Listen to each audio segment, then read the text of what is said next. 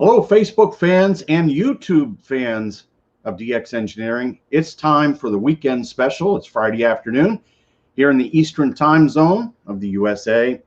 And I'm Tim, K3LR.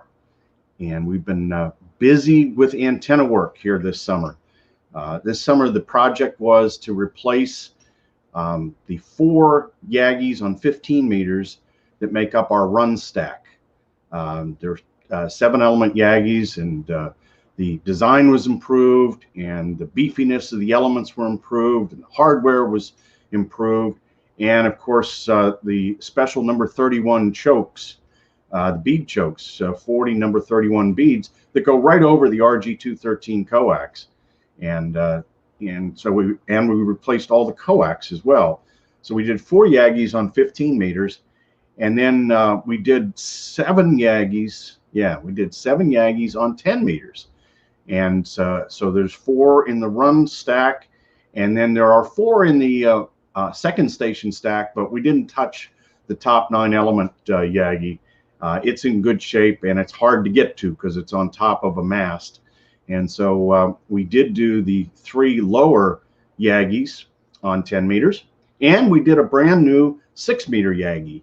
Here it's 10 elements on a 48-foot boom. So really been busy, and we got the last of the new Yagis up and went up on Wednesday.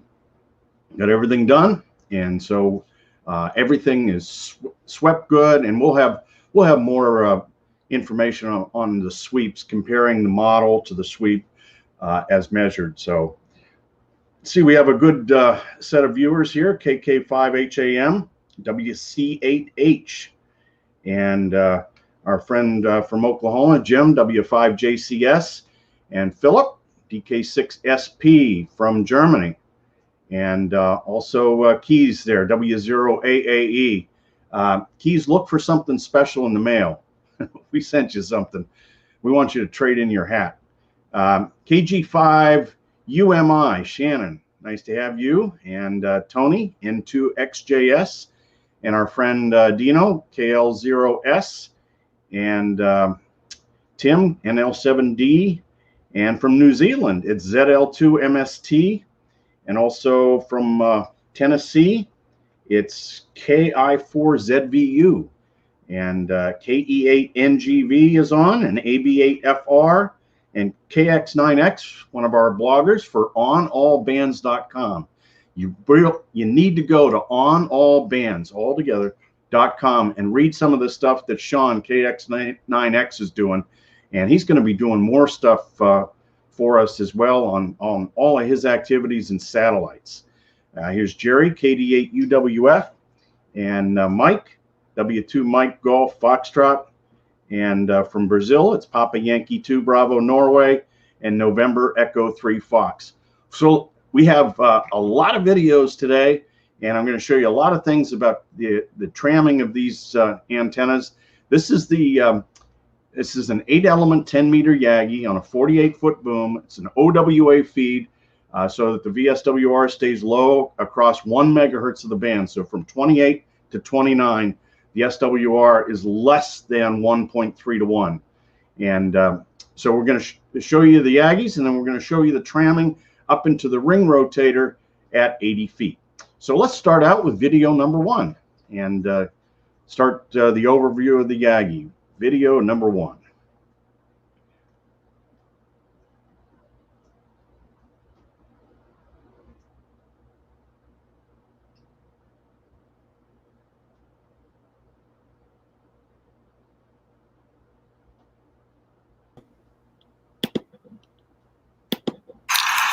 All right, so we're getting ready to launch these 2 8-element OWA Yagis for 10 meters here at K3LR, and we're doing the final inspections and getting the Crosby clamps cold gal on there to help with the weathering of those clamps. And let's take one more peek here at the feed system. You can see the the beaded choke there. That's 40, number 31 beads, and goes right to the feed point. And there is the feed point of the OWA. And of course, we have our red tape. It's right on red. So if you're standing on the tower, all the center conductors of the coax are on the right side. So this antenna is ready to go. And we'll be getting the carrier in position here and be back with another video. All right, let's go right to video number 2. We got a lot of video today. Video number 2. Let's go right to it.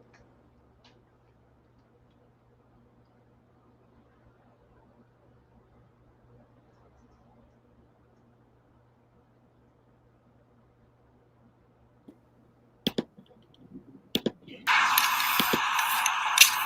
the rigging set for the carrier and the load lines.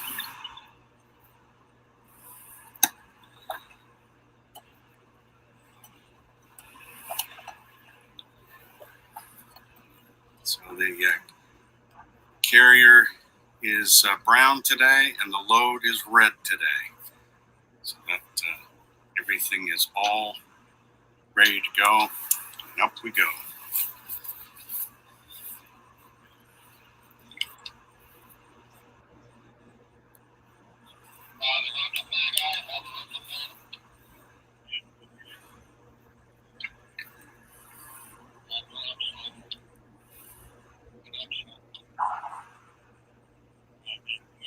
Capstan winch in position. Crew Chief Dave.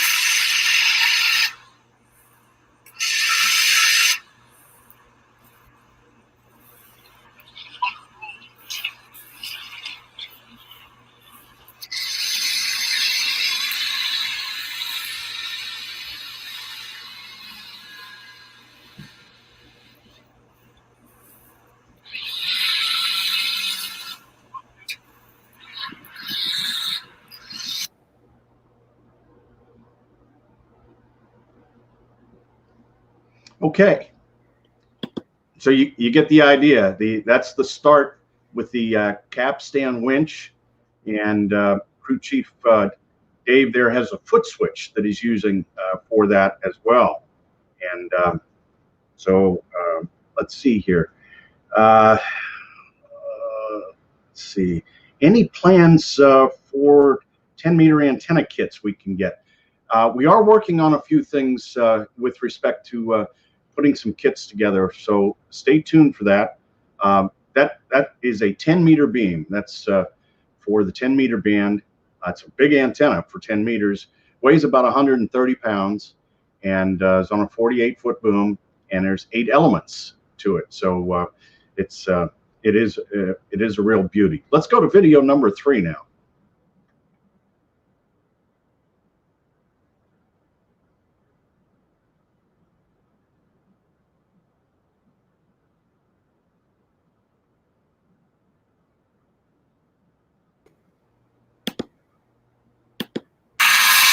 Okay, so we have the antenna is now above the guy wire.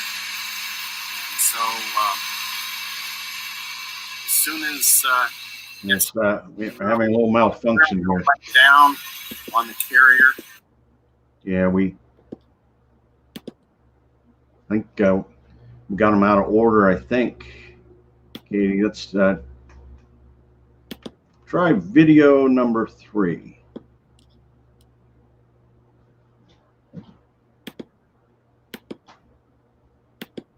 We got to hit the launch button.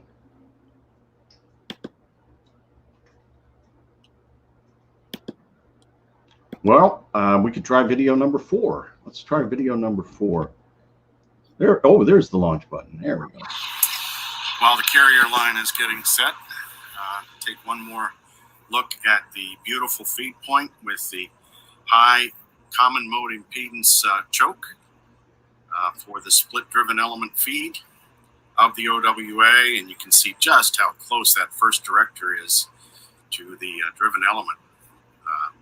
But that drives the VSWR down below 1.3 to 1 for 1 megahertz. So from 28 to 29, extremely low VSWR. And so this is the sixth Yagi of 7 that are being installed. There are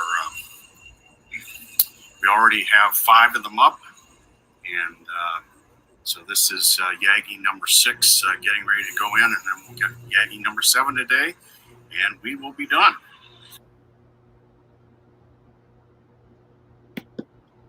Okay, so what you're seeing there is everything was stabilized with the load line, and so they were getting ready to take the carrier so that the carrier would then allow us to get around. We only had to get around one set of guys because there's a set of guys at 50 feet. So we just have to get around that, and we don't want to pull any more than we need to get it away. And so the element insulating material, that is Garolite. It's very strong. Insulating properties are great. And my friend Frank, W3LPL, is the one that suggested Garolite to me years ago, and I've been using it ever since. And boy, does it work good. And do we have any plans for phase verticals? We do have a 4-square here on 10 meters, so we are able to do in-band work as well on the second station. So let's go to the next video. I think it's video number 4. Number 4.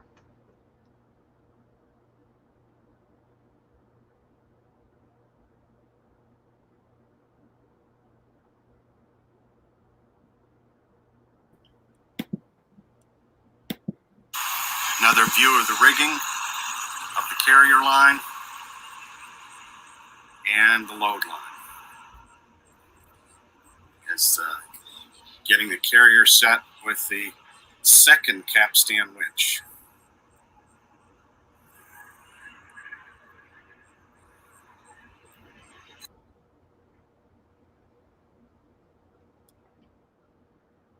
Okay, so in the background there, you can see the 80-meter verticals that comprise the 2 4-squares that we have on 80 meters. I think that may have been just a short video. Yeah, that was just 22 seconds long. So let's go to video number 5.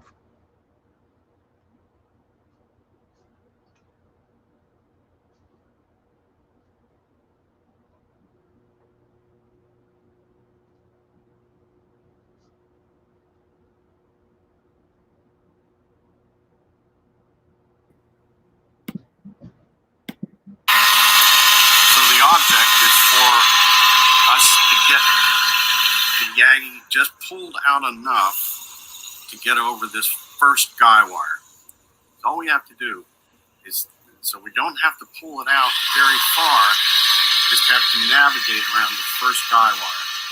So that's the object of the carrier and the load. And so by using just enough of the carrier to pull it out away, so we can safely install the Yagi. You can see the tower paint is up there, ready to receive the antenna at 80 feet.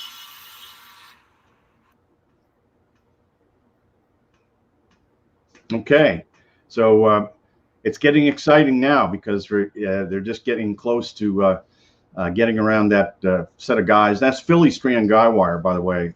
All the guys here are Philly strand. It's just tremendously good guy wire, very safe, and it's non-conductive, so it doesn't interact with the antennas. And so let's go to video number 6.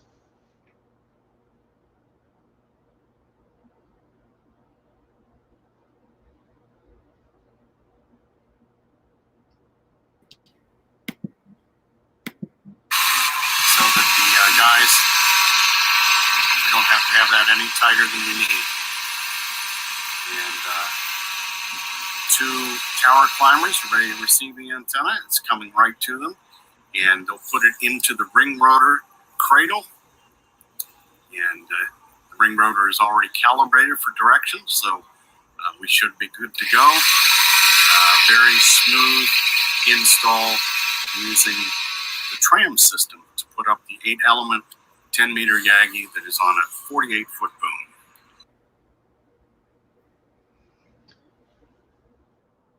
So you can see the roll of coax there right by the boom support riser, and that is DX Engineering RG213. It has low loss.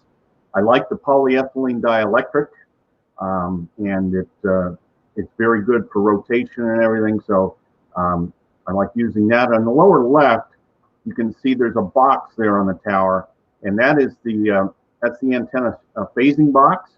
And you can see the loops of coax there. There are short quarter wavelength sections of 50 ohm, 75 ohm, and 35 ohm cables that allow us to select all 4 Yagis, the top 3, the bottom 3, the top 2, the middle 2, or any one of the Yagis in singular fashion. And the box is designed so that the coax length between the feed system and the amplifier here in the shack never changes length. So we're not moving around the Smith chart anywhere. And that makes the amplifier so happy. You know, it just has low SWR, and you don't have to touch any of the tuning. So that is, and the phasing box is a custom designed box. I did a design, I published it, and then Al Chrisman made some changes to it, K3LC, and Greg, W8WWV, did all the PC board work, and boy, it just works great. And of course, it's only meant for one band, so it's not good for stacking tri-banders, for instance. You have to pick a band and go with it, but in this multi-multi configuration, it actually turns out to be kind of good because there's a little bit of selectivity as far as the frequency wise. So let's go to, and you can also see that there is a ring rotator below this, and that was for the last antenna that you saw on the ground, and they put that up after they got this going. But we're going to go to video number 7 now.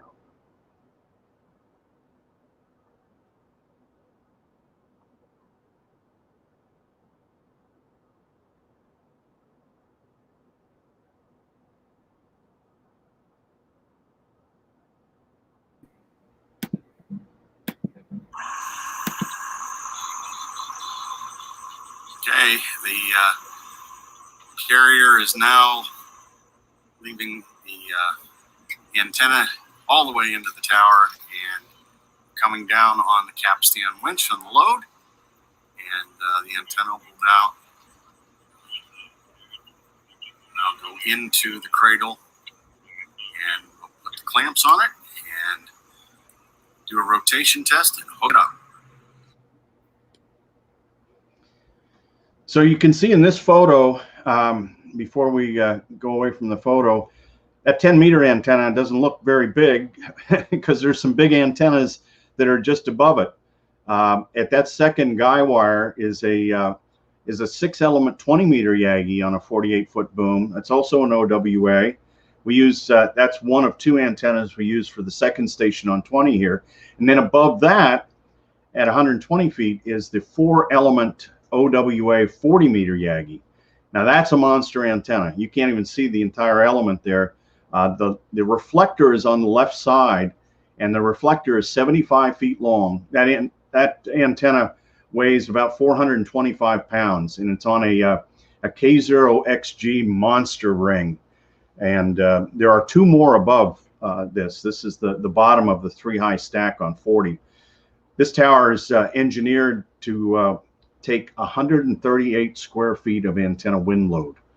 And it is a beautiful Pyrod tower. All the towers here are Pyrod, and it's all solid leg, and it's very heavy duty stuff. And it has worked very well for us here.